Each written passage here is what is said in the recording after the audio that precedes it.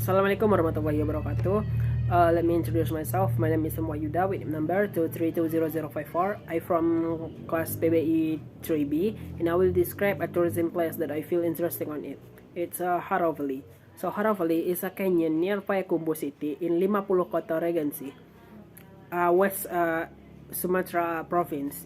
And Haravali is flanked by two-step rock hill with a height up to 150 meters in the form of colorful step sandstone with a height of 100 until 500 meters. The topography of Haro Nature Reserve is hilly and undulating. The height from sea level is 500 until 850 meters. The hill include Air Putih Hill, Jambu Hill, Singkarak Hill, Terantang Hill. And walking to the Haravali is very pleasant, with air which is still fresh. You can see beautiful of the surrounding nature. Soaring granite cliff with a unique shape surround the valley. This step granite cliff can have a height up to of 80 meters to 300 meters. The Dutch heritage monument located at the foot of Sarasah Bunta waterfall is proof that Haravali has been frequented by people since 1926. Seeing the beautiful expanse of rice field is a common thing. However, its expanse of rice field is flanked by vertical cliff towering about 150 meter to 200 meter heights. People will definitely be amazed. The scenery can be seen in the Haravali. Beauty is still scattered in the highlands. There are nature reserve and wildlife sanctuary. The Haravali covers an area about 270 hectares, and this place has been designed as a nature reserve since January 1993. Haravali Nature Reserve and Wildlife Nature Reserve and Wildlife Reserve contain a variety of protected highland tropical rainforest plant species, plus a number of rare animals native to Sumatra. The long-tailed monkey, Macaca fascicululatis, is an animal that is often seen in this area. The Haravali tourist attraction area consists of three areas: Akabarayun Resort, Sarasah Bunta Resort, and Rimbo Piobang Resort.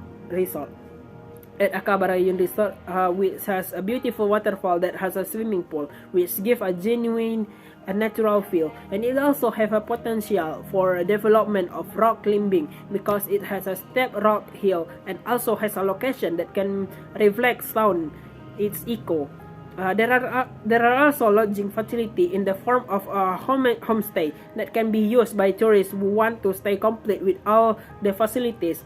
And resort Sarasah Bunta is located at east of Akabarayun, have four waterfalls: Sarasah Ailulu, Sarasah Bunta, Sarasah Murai, and Sarasah Hayange, with lakes and beautiful views such as Sarasah Ailulu, when it's in the Sarasah water flows through the stone wall, and below it has a beautiful natural bathing pool.